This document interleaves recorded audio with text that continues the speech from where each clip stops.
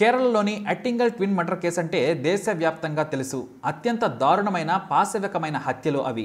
హంతకుడు మానవత్వానికే మచ్చ, అతని లవర్ అయితే మాతృత్వానికే చీడపురుగు లాంటిది. వీళ్ల స్టోరీ వింటే ఖచ్చితంగా వీరి ముఖంపై ఉమ్మేస్తారు.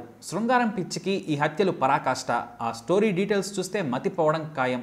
తిరువనంతపురంలోని టెక్నో పార్కులో సీనియర్ సాఫ్ట్వేర్ ఇంజనీర్గా పనిచేస్తున్నాడు నీనో మాథ్యూ. అతని టీంలోనే 30 ఏళ్ల అనుశాంతి కూడా పనిచేస్తుంది. ఆమెకు లిజీష్ అనే వ్యక్తితో పెళ్ళైంది. 3 ఏళ్ల పాప కూడా ఉంది. పేరు స్వస్తిక. లిజీష్ ఒక ప్రైవేట్ కంపెనీలో పనిచేస్తున్నాడు. భార్యను ప్రేమగా చూసుకునేవాడు. కానీ అతని ప్రేమను బలహీనత అనుకుంది అనుశాంతి. అందుకే తన టీం లీడర్గా ఉన్న మాథ్యూతో ప్రేమలో పడింది. ఇద్దరి పరిచయం కాస్త రూమ్ వరకు దారితీసింది. దాదాపు ఏడాది పాటు వీరు బంధాన్ని కొనసాగించారు. లిజీష్ అతని భార్య అనుశాంతి ఉదయం పనికెళితే పాపను అతని తల్లి విజయమ్మ అలియాస్ వమన, తండ్రి తకప్పన్ జాగ్రత్తగా చూసుకునేవారు. ఏదైనా అవసరం వస్తే ఫోన్ చేయగానే వెంటనే లిజీష్ వచ్చి పాపను చూసుకునేవాడు. పైగా తమ వంశంలో 30 ఏళ్ల తర్వాత పుట్టిన చిన్నారి అని ప్రేమగా చూసుకునేవారు. అందుకే స్వస్తిక ఫస్ట్ బర్త్డేను లిజీష్ దాదాపుగా 2 లక్షలు ఖర్చు పెట్టి గ్రాండ్గా చేశాడు.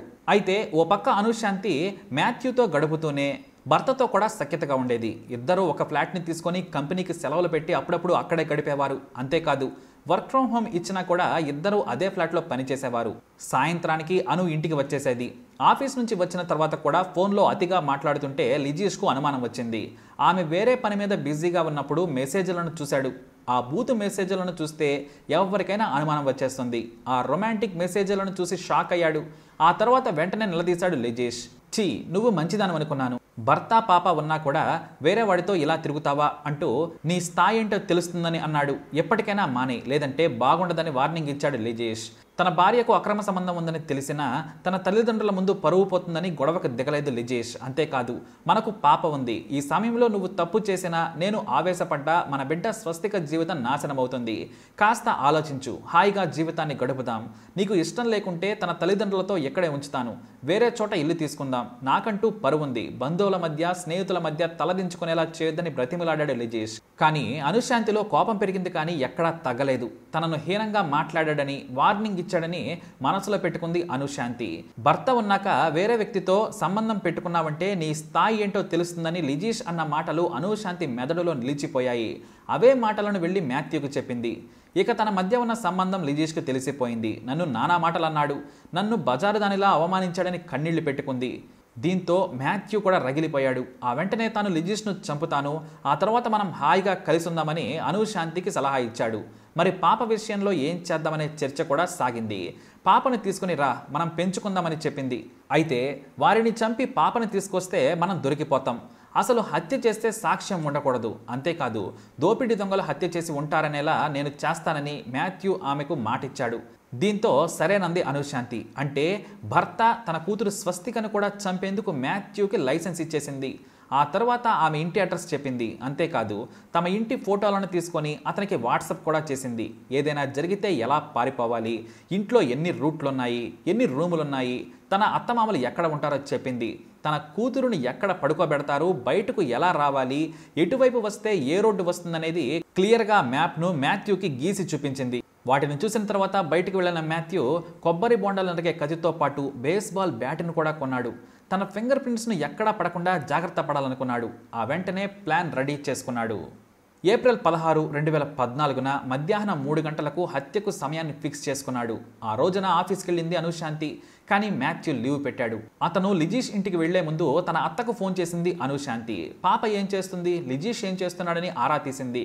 పాప పడుకుంది, లిజీష్ ఏదో ఫోన్లో మాట్లాడుతున్నాడు, ఇవాళ ఇంటి దగ్గరే ఉన్నాడని చెప్పింది.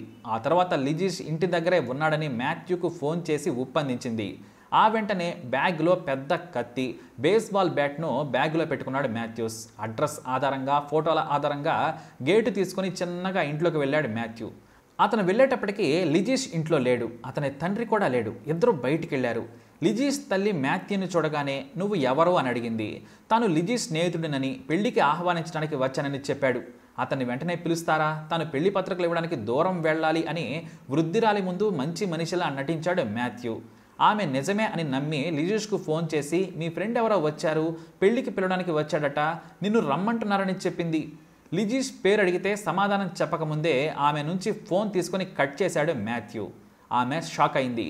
ఆ వెంటనే కత్తి తీసిన మాథ్యూ లిజీష్ తల్లిని 17 సార్లు నరికాడు. ఆ తర్వాత నిద్రపోతున్న పాప తల మీద బేస్బాల్ బ్యాట్తో లాగి కొడితే మెదడు బయటికి వచ్చింది.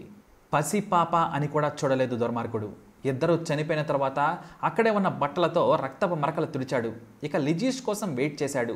సరిగ్గా అరగంట తర్వాత లిజీష్ ఇంటికి వచ్చాడు. బైక్ సౌండ్ రాగానే కత్తి వెనక్కి పెట్టుకుని రెడీగా ఉన్నాడు మాథ్యూ. కొత్త వ్యక్తిని చూస్తున్నట్టుగా బయట నుంచి వస్తూ మీరు ఎవరు అని అడిగాడు లిజీష్. సమాధానం చెప్పకుండానే కత్తి తీసి నరకబోయాడు.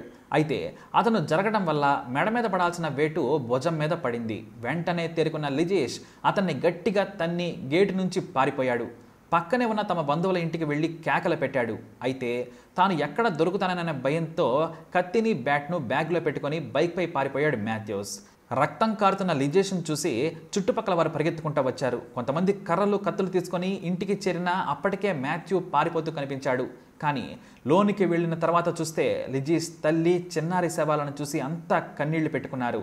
తన పాపను తల్లిని చూసి కుప్పకూలిపోయాడు లిజీష్. అతని బంధువులు పోలీసులకు ఫోన్ చేయడంతో క్లూస్ టీంతో వచ్చి లిజీష్ను ఆసుపత్రికి పంపి అతని తల్లి వమనను కూతురు స్వస్తిక బాడీస్ని పోస్ట్ మార్టం పంపించారు పోలీసులు. ఇన్వెస్టిగేషన్ టీం ఆసుపత్రిలో ఉన్న లిజీష్ను విచారించగా తన భార్య బాయ్ ఫ్రెండ్ మాథ్యూ నరికాడని చెప్పాడు. ఆ వెంటనే టెక్నో పార్కుకు వెళ్లి అనూశాంతిని అదుపులోకి తీసుకుని విచారించగా మొదట బొకాయించింది. ఆమె ఫోన్ను లాక్కొని మెసేజ్లను వాట్సాప్లను పరిశీలించగా గూడు పుటాని మొత్తం బయటపడింది. తాము కలిసి ఉండేందుకు మాథ్యూ తన భర్త లిజీష్ను చంపాడని కూల్గా చెప్పింది. ఇక హత్యల తర్వాత పారిపోయాడు మాథ్యూ. అయితే రాత్రి సమయంలో హైవేపై కారులో పారిపోతుండగా పోలీసులు చేజ్ చేసి పట్టుకున్నారు. తమదైన సెల్లో తంతే మొత్తం కక్కాడు మాథ్యూ. అయితే లవర్ కోసం చిన్నారిని కూడా చంపించిన తల్లిని చూసి పోలీసులు చేదరించుకున్నారు. ఇక అప్పటికే వార్త మీడియాలో సంచలనంగా మారింది. తిరువనంతపురంలో అట్టింగల్ డబుల్ మర్డర్ కేసులో చిన్నారి తల్లే నీచురాలు, ఆమె బాయ్ ఫ్రెండ్ హంతకుడని వార్తలు హోరెత్తాయి. అందరూ కూడా చిన్నారి బ్రెయిన్ బయటకు వచ్చేలా తలపై బాధిన నీచుడంటూ మాథ్యూని మీడియాలో ఏకిపారేశారు. జనం కూడా అనూశాంతిని, ఆమె లవర్ నీనో మాథ్యూని జనం ఉరితీయాలని ధర్నాలు చేశారు. దాదాపు 2 ఏళ్ల పాటు కోర్టులో విచారణలు సాగాయి. తిరువనంతపురం ప్రిన్సిపల్ సెషన్ జడ్జి వి షెర్సీ తన తీర్పును ఏప్రిల్ 18, 2016న వెల్లడించారు. అయితే తీర్పుకు ముందు న్యాయమూర్తి షెర్సీ చలించిపోయారు. ముందుగా అనూశాంతితో మాట్లాడారామె. నువ్వు ఎంత పెద్ద తప్పు చేశావో తెలుసా? మాతృత్వానికే నువ్వు అవమానం. నీకు భర్త ఇష్టం లేకున్నా అవసరం లేకున్నా చట్టపరంగా విడాకులు తీసుకో. ఇలా మనుషుల ప్రాణాలు తీస్తారా? నువ్వు అసలు మనిషివేనా? పాలిచ్చి పెంచిన పాపను ఇలా పాశవికంగా కనీసం చూడడానికి వీలు లేకుండా నిద్రలోనే చంపేస్తారా? నువ్వు మనిషివి కాదని వ్యాఖ్యానించింది న్యాయమూర్తి. ఆ తర్వాత నీనో మాథ్యూనైతే కడిగి పారేశారు. నువ్వు చదువుకున్న మూర్ఖుడివి, వృద్ధ మహిళను చంపుతావా? ఆమె నీకు ఏం పాపం చేసింది? నీకు అసలు పరిచయం కూడా లేదు కదా, కనీసం నువ్వెవరో కూడా తెలియదు. తన మనవరాలితో హాయిగా ఇంటి దగ్గర ఉంటే నీ పిచ్చి కోసం చంపుతావా? ఇక చిన్నారైతే నువ్వు తీసుకెళ్లిన బ్యాట్ పొడవు కూడా లేదు కదా, ప్రపంచాన్ని కూడా అర్థం చేసుకోలేదు. తన తల్లి ఎంత నీచురాలో కూడా తెలుసుకోలేకపోయింది. తెలివి రాకముందే చంపావు. ఛీ, నీ పర్సనాలిటీకి బ్యాట్తో తల మీద బాదుతావా? నువ్వు మురగాని కంటే నీచుడివి. పశువులకైనా తిండి పెడితే పని చేస్తాయి. నువ్వు పశువు కంటే హీనం. సభ్య సమాజంలో బ్రతికే హక్కే లేదు. నీకు ఉరి శిక్ష విధిస్తున్నాను. చచ్చే వరకు మాథ్యూని ఉరి తీయాలని ఆగ్రహంగా తీర్పునిచ్చారు జడ్జ్. ఆ తర్వాత పాపను చంపడానికి, తన అత్తగారిని చంపడానికి కారణమయ్యావు. మీ ఇంటి అడ్రస్తో పాటు ప్లాన్ మొత్తం గీసి అతనికి పంపావు. అసలు ఈ హత్యలు నీ వల్లే జరిగాయి. నీకు యావజ్జీవ కారాగార శిక్ష విధిస్తున్నానంటూ తీర్పు చెప్పారామె. అంతేకాదు మాథ్యూకు 60 లక్షల ఫైన్ కూడా విధించింది. అనూశాంతికి 50 లక్షల జరిమానా విధించింది కోర్టు. ఆ నష్టపరిహారాన్ని లిజీష్కు అతని తండ్రి తకప్పనకు ఇవ్వాలని కోర్టు తీర్పునిచ్చింది.